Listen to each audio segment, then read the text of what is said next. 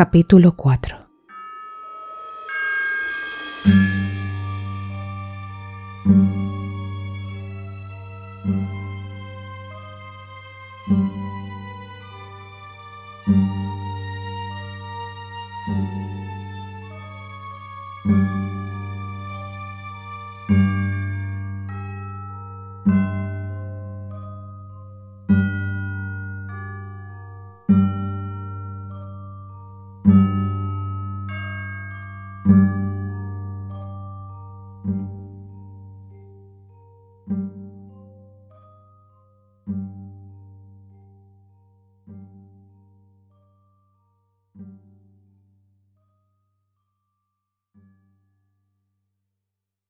No es que en esa ocasión no esperara que ocurriera algo más, porque estaba tan impresionada como convencida.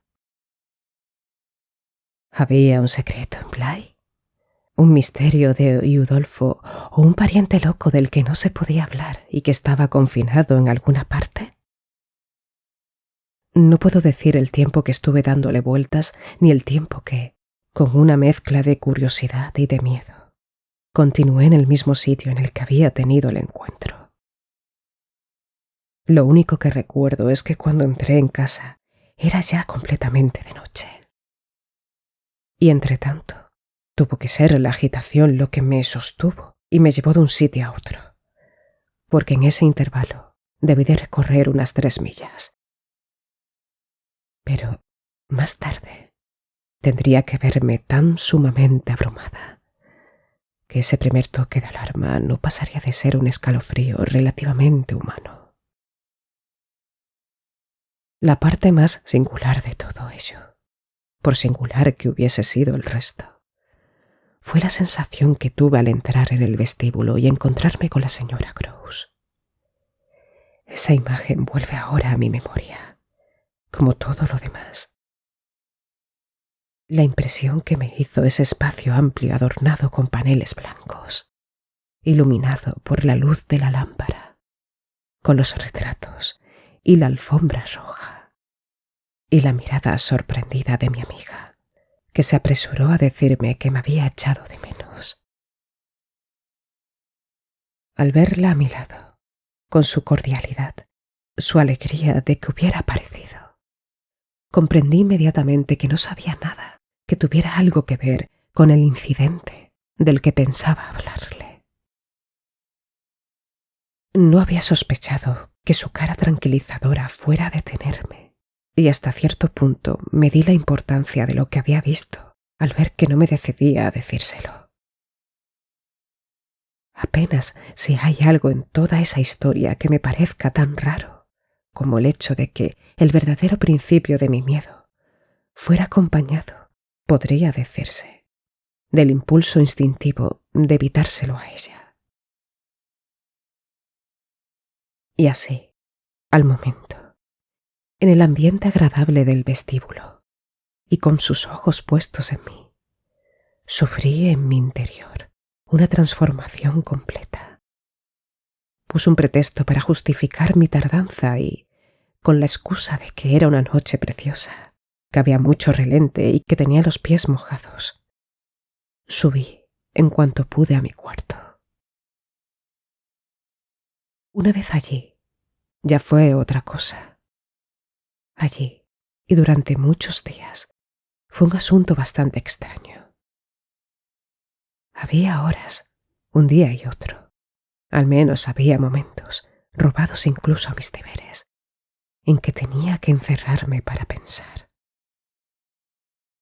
No era tanto que estuviese tan nerviosa que no pudiera soportarlo, como que tenía mucho miedo de llegar a estarlo, porque la única certeza que tenía era, pura y simplemente, la certeza de que no podía llegar a ninguna conclusión sobre quién era el visitante con el que de una forma tan inexplicable, pero a mi modo de ver tan íntima, había estado en relación.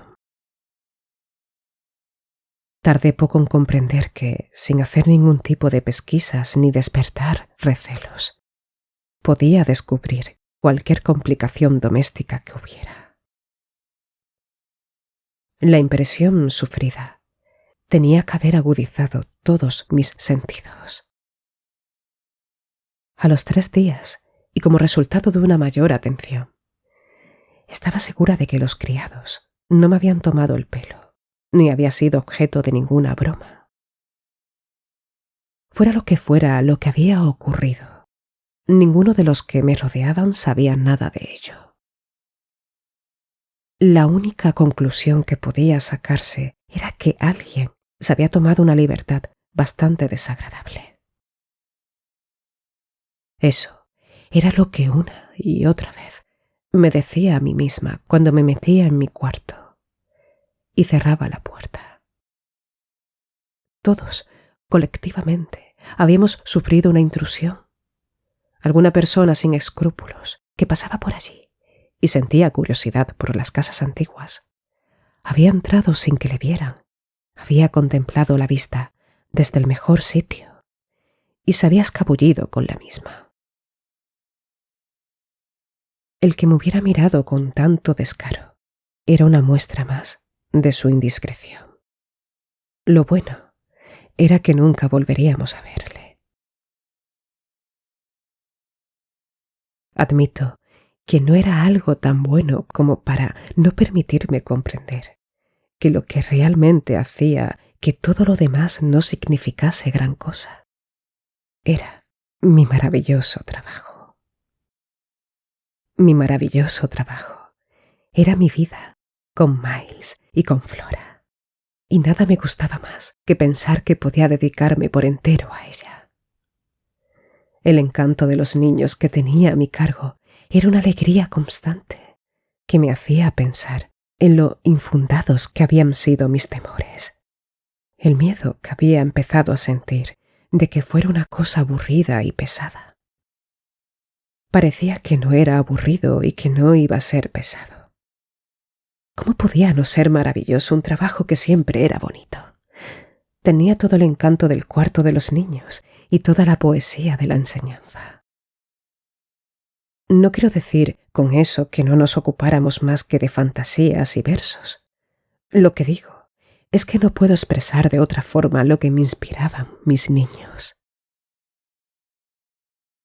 ¿Cómo puedo describirlo, sino diciendo que en lugar de ir acostumbrándome a ellos, y eso es ya una maravilla para una institutriz, pongo a mis compañeras por testigo, hacía constantemente nuevos descubrimientos?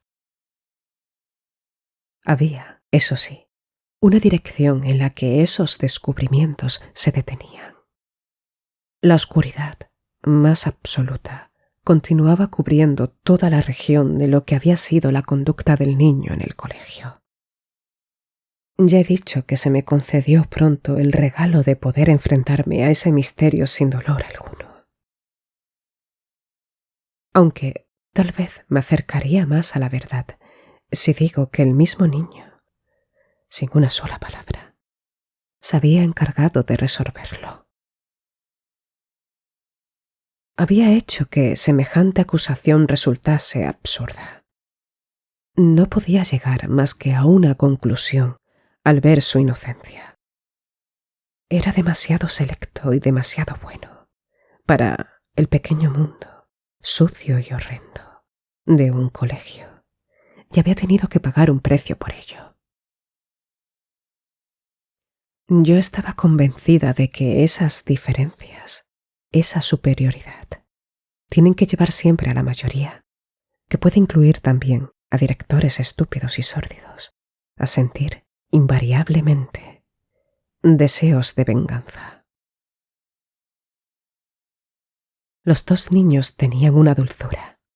Era su único defecto y nunca hizo a Miles un niño abobado, que hacía que fueran, como diría yo, casi impersonales y, desde luego, imposibles de castigar. Eran como los querubines del cuento que no tenían, moralmente claro, nada que se pudiera azurrar. Con Miles, sobre todo, recuerdo haber tenido la sensación de que era un niño que no había tenido historia. Ya sé que es poca la que esperamos que pueda tener un niño pequeño, pero había en aquel niño algo extraordinariamente sensible. Pero también extraordinariamente feliz que, más que en cualquier otra criatura de su edad que yo haya visto nunca, me daba la impresión de que se estrenaba cada día. No había sufrido nunca, ni por un segundo. Yo tomaba eso como una prueba más de que nunca la habían castigado. Si hubiese sido malo, le habrían pegado y yo habría tenido que notarlo, como si dijéramos de rebote. Habría encontrado las huellas. Pero no encontraba nada y me parecía que era un ángel. No hablaba nunca del colegio ni mencionaba nunca a algún compañero o profesor. Y yo, por mi parte, tampoco tenía ninguna gana de hablar de ellos. Estaba, por supuesto, hechizada. Y lo más asombroso es que incluso en aquel momento sabía perfectamente que lo estaba. Pero me rendía al hechizo. Era un antídoto contra cualquier disgusto. Y tenía entonces más de uno. Había recibido varias cartas poco tranquilizadoras de mi casa, donde las cosas no iban bien. Pero, teniendo a mis niños, ¿qué me importaba todo lo demás? Esa era la pregunta que solía hacerme en mis pequeñas escapadas. Estaba deslumbrada por su encanto. Hubo un domingo, para continuar con el relato, en que llovió con tanta fuerza y durante tantas horas que no se podía pensar en ir a la iglesia. En vista de eso, había quedado con la señora Gross en que, si al atardecer mejoraba algo el tiempo, asistiríamos al último servicio religioso. La lluvia afortunadamente cesó y yo me dispuse para ese paseo que, atravesando el parque y siguiendo la carretera del pueblo, no nos llevaba más de 20 minutos. Cuando bajaba por la escalera para encontrarme con mi amiga en el vestíbulo, me acordé de un par de guantes que habían necesitado 3 puntadas y que las había recibido con una publicidad no del todo edificante, mientras los niños tomaban el té que los domingos, por excepción, se servía en ese templo de caoba y latón, frío y limpio, que era el comedor de los mayores.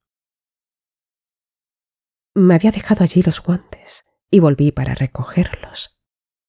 El día era bastante oscuro, pero todavía quedaba suficiente luz como para permitirme, nada más cruzar la puerta, no solo ver, en una silla junto a la ventana que estaba cerrada, el artículo que buscaba, sino darme cuenta de que había una persona al otro lado de ella que estaba mirando.